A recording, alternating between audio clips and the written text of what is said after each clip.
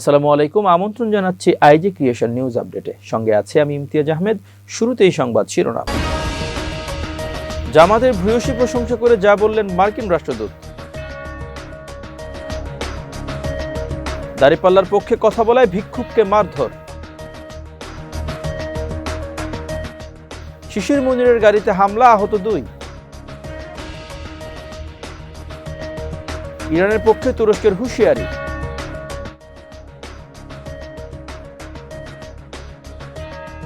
যে কৌশলে ইরানের সরকার পতন ঘটাতে চায় যুক্তরাষ্ট্র। এবার বিস্তারিত। বাংলাদেশ জামাত ইসলামী তুমুল প্রশংসা করলেন যুক্তরাষ্ট্রের ঢাকাস্থ দূতাবাসের রাষ্ট্রদূত মিস্টার বেন টি ক্রিস্টেনসেন। তিনি বলেন, জামাত ক্ষমতায় এলে তাদের সঙ্গে কাজ করতে কোনো অস্বস্তি নেই যুক্তরাষ্ট্রের। সুশাসন নিশ্চিত করতে জামাত বাংলাদেশে অগ্রণী ভূমিকা রাখছে বলেও মন্তব্য করেন তিনি। দলটির বসুন্ধরাস্ত কার্যালয়ে জামাত আমির ডক্টর শফিকুর রহমানের সঙ্গে রাষ্ট্রদূত মিস্টার ব্রেন্ট টি ক্রিস্টেনসেনের এক বৈঠক হয়েছে। এ সময় তার সঙ্গে ছিলেন দূতাবাসের পলিটিক্যাল ও economic consular Eric Gilman, public officer Miss Monica Elsai, political officer James Stewart ও পলিটিক্যাল স্পেশালিস্ট ফিরোজ আহমেদ। বৈঠকটি অত্যন্ত আন্তরিকতা ও হৃদ্যতাপূর্ণ পরিবেশে অনুষ্ঠিত হয়। 29 জানুয়ারি সকাল 8টায় বৈঠকে তারা বাংলাদেশে বিদ্যমান রাজনৈতিক ও অর্থনৈতিক পরিস্থিতি, শিল্প বাণিজ্য, আসন্ন জাতীয় সংসদ নির্বাচন, রাষ্ট্রীয় সংস্কার ও রোহিঙ্গা ইস্যু সহ ইত্যাদি বিষয় নিয়ে মতবিনিময় করেন। ব্রেন্ট টি ক্রিস্টেনসেন বাংলাদেশের অর্থনৈতিক উন্নয়ন এবং গণতান্ত্রিক অগ্রযাত্রায় জামাত ইসলামের ইতিবাচক ভূমিকার ভূয়সী প্রশংসা করেন। একই সাথে ভবিষ্যতে উভয় দেশের দ্বিপক্ষীয় সম্পর্ক আরও জোরদার হবে বলে তারা আশাবাদ ব্যক্ত করেন। আমিরে জামাতের সঙ্গে উপস্থিত ছিলেন সংগঠনের সহকারী সেক্রেটারি জেনারেল এবং কেন্দ্রীয় প্রচার ও মিডিয়া বিভাগের প্রধান অ্যাডভোকেট এহসানুল মাহবুব জুবায়ের, কেন্দ্রীয় নির্বাহী পরিষদ সদস্য মোহাম্মদ মোবারক হোসেন ও আমিরে জামাতের পররাষ্ট্র বিষয়ক উপদেষ্টা প্রফেসর ডক্টর মাহমুদুল হাসান। দাঁড়িপাল্লা প্রতীকের পক্ষে কথা বলায় চুয়াডাঙ্গা সদর উপজেলার কুতুবপুর ইউনিয়নের মোহাম্মদ জোমা গ্রামে এক ভিক্ষুককে মারধরের অভিযোগ উঠেছে সদর উপজেলার যুবদলের সহসভাপতি আশিক ও কুতুবপুর ইউনিয়ন যুবদলের সভাপতি অনিকের বিরুদ্ধে। আহত ভিক্ষুকের নাম আবু তালেব। তিনি বর্তমানে চুয়াডাঙ্গা সদর হাসপাতালে চিকিৎসাধীন রয়েছেন। আবু তালেবের স্বজন ও স্থানীয় সূত্রে জানা যায়, বৃহস্পতিবার সকাল আনুমানিক 10টার দিকে আবু তালেব ভ্যানে করে ভিক্ষা করতে বের হলে দাঁড়িপাল্লা প্রতীকের পক্ষে কথা বলাকে কেন্দ্র করে তার সঙ্গে বাক বিতণ্ডা হয়। এক পর্যায়ে মোহাম্মদ জোমা গ্রামের আশিক ও অনিক নামের 2 বিএনপি নেতা তাকে মারধর করে এবং তার ভিক্ষা করা ভ্যান গাড়ি ভেঙে দেয়। মারধরের ফলে আবু তালেব আহত হলে স্থানীয়রা তাকে উদ্ধার করে চুয়াডাঙ্গা সদর হাসপাতালে ভর্তি করে। এ বিষয়ে অভিযুক্তদের পক্ষ থেকে তাৎক্ষণিকভাবে কোনো বক্তব্য পাওয়া যায়নি। ঘটনার বিষয়ে চুয়াডাঙ্গা সদর থানার অফিসার ইনচার্জ মিজানুর রহমান জানান, এ বিষয়ে একটি লিখিত অভিযোগ পেয়েছি। স্থানীয়দের মধ্যে ঘটনাকে কেন্দ্র করে উদ্বেগ ও ক্ষোভ বিরাজ করছে।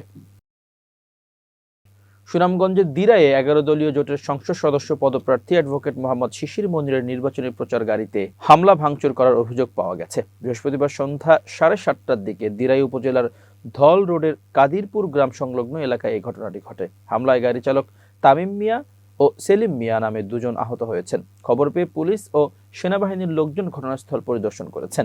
স্থানীয় সূত্রে জানা যায়, সুনামগঞ্জ 2 দিরাই সাল্লা আসনের জামাত ইসলামের মনোনীত সংসদ সদস্য পদপ্রার্থী অ্যাডভোকেট মোহাম্মদ শিশির মনির দাঁড়িপাল্লা প্রতীকের প্রচারের জন্য একটি প্রচার গাড়ি সুপার কাভার ভ্যান প্রতিদিন সন্ধ্যার পর বিভিন্ন এলাকায় এলইডির মাধ্যমে নির্বাচনী প্রচারণা চালাচ্ছে। প্রতিদিনের প্রচারের অংশ হিসেবে বৃহস্পতিবার সন্ধ্যা 6টায় দিরাই উপজেলার তারল ইউনিয়নের ধল বাজারে প্রচারণা চালায়। এ সময় ধানের শীষের সমর্থনে একটি মিছিল আসে। মিছিলকারীরা প্রচার গাড়ির কাছে আসলে নানা রকম উত্তেজনাকর স্লোগান দেয়।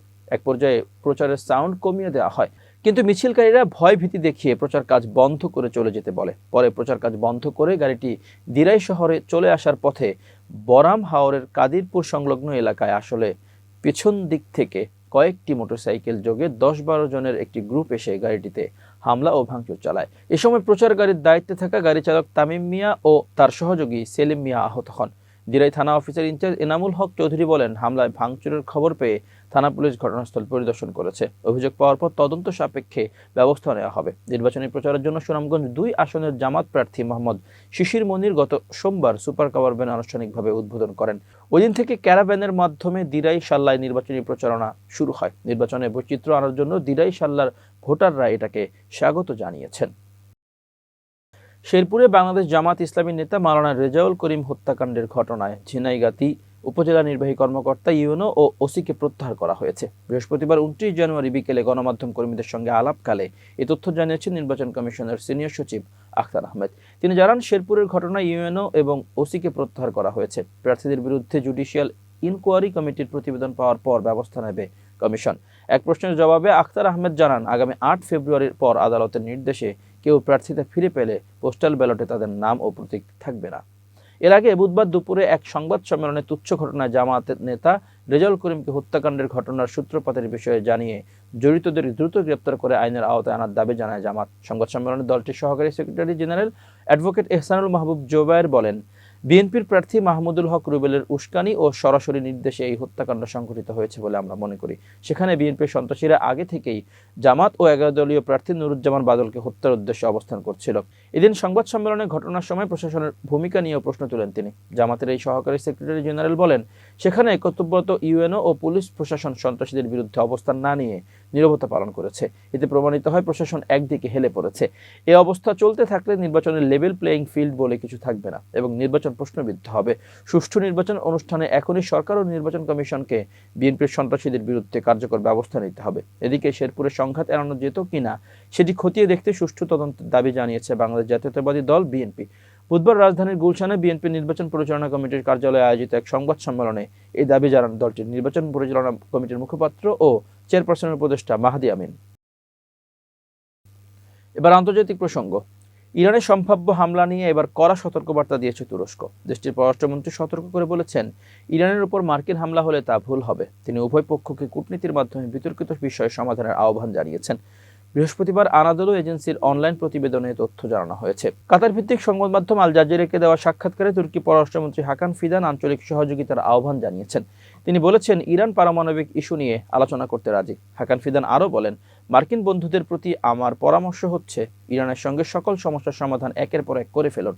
পারমাণবিক ইস্যু দিয়ে শুরু করুন, এরপর অন্যগুলো। ইরানিদের এই অঞ্চলে আস্থা তৈরি করতে হবে উল্লেখ করে ফিদান বলেছেন, আঞ্চলিক দেশগুলো তাদের কিভাবে দেখছে সেদিকে তাদের মনোযোগ দেওয়া উচিত। এর কারণ তারা কোথাও যাচ্ছে না, আমরা কোথাও যাচ্ছি না। এদিকে মার্কিন প্রেসিডেন্ট ডোনাল্ড ট্রাম্প ইরানের বিরুদ্ধে সামরিক পদক্ষেপের হুমকি পুনর্ব্যক্ত করেছেন। ট্রাম্পের এমন বার্তার পর ইরানের পররাষ্ট্রমন্ত্রী আব্বাস আরাকচি বলেছেন, যুক্তরাষ্ট্রের পক্ষ থেকে সম্ভাব্য যে কোনো হামলায় তাৎক্ষণিক ও শক্তিশালী জবাব দিতে তার দেশের সশস্ত্র বাহিনী প্রস্তুত রয়েছে।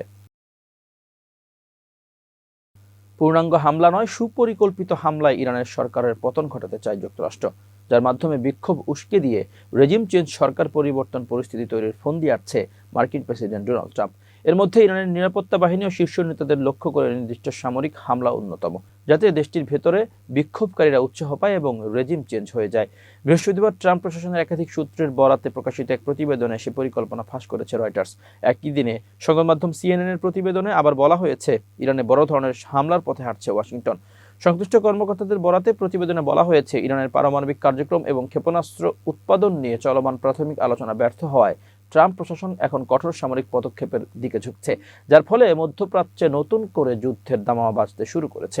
একই সময় ইসরায়েলি ও আরব কর্মকর্তারা বলছেন, শুধু আকাশপথে হামলা চালিয়ে ইরানের ধর্মীয় শাসন ব্যবস্থাকে উৎখাত করা সম্ভব নয়। আলোচনার সঙ্গে সংশ্লিষ্ট দুটি মার্কিন সূত্র জানিয়েছে, চলতি মাসের শুরুতে দেশ জুড়ে হওয়া বিক্ষোভ দমনে ইরান সরকারের কঠোর অভিযানে হাজারো মানুষ নিহত হওয়ার পর ট্রাম্প রেজিম চেঞ্জ বা শাসন পরিবর্তনের মতো পরিস্থিতি তৈরি পদক্ষেপ হাতে নিয়েছে।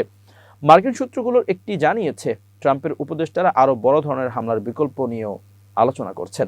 এই হামলার লক্ষ্য হতে পারে ইরানের ব্যালিস্টিক ক্ষেপণাস্ত্র কর্মসূচি, যেগুলো মধ্যপ্রাচ্যে যুক্তরাষ্ট্রের মিত্র দেশগুলোতে আঘাত হানতে সক্ষম, অথবা ইরানের পারমাণবিক সমৃদ্ধকরণ কার্যক্রম। অন্য মার্কিন সূত্রটি জানিয়েছেন, সামরিক পথে এগোবেন কি না এ বিষয়ে ট্রাম্প এখনো চূড়ান্ত সিদ্ধান্ত নেয়নি। ইসরায়েল ও যুক্তরাষ্ট্রের যৌথ পরিকল্পনা সম্পর্কে সরাসরি অবগত এক জ্যেষ্ঠ ইসরায়েলি কর্মকর্তা রয়টার্সকে বলেন, কেবল বিমান হামলার মাধ্যমে ইসলামী প্রজাতন্ত্রকে উৎখাত করা সম্ভব নয়, যদি সেটি ওয়াশিংটনের লক্ষ্য হয়। তিনি বলেন, যদি সত্যি শাসন পরিবর্তন করতে চান তাহলে স্থল বাহিনী পাঠাতে হবে। তার ভাষায়, এমনকি যুক্তরাষ্ট্র যদি সর্বোচ্চ নেতা আয়াতুল্লাহ আলী খামেনিকেও হত্যা করে, তাহলেও তার জায়গায় নতুন নেতা এসে দাঁড়াবেন। ওই কর্মকর্তা বলেন, শুধু বাইরের চাপ নয়, সংগঠিত অভ্যন্তরীণ বিরোধী শক্তির সমন্বয় ছাড়া ইরানের রাজনৈতিক গতিপথ বদলানো সম্ভব নয়। তিনি আরও জানান, চলমান অস্থিরতায় ইরানের নেতৃত্ব কিছুটা দুর্বল হয়েছে, তবে গভীর অর্থনৈতিক সংকট সত্ত্বেও তারা এখনো নিয়ন্ত্রণ ধরে রেখেছে। প্রিয় দর্শক, শেষ করছি আইজি ক্রিয়েশন নিউজ আপডেট। আজ এ পর্যন্তই। ভিন্ন খবর নিয়ে দেখা হবে আগামীকাল রাত 8টায়। নিজেকে আপডেট রাখতে সাবস্ক্রাইব করুন চ্যানেলটি, নিয়মিত লাইক, কমেন্ট ও শেয়ার করে ছড়িয়ে দিন সর্বত্র। সুস্থ থাকুন, নিরাপদে থাকুন। আল্লাহ হাফেজ।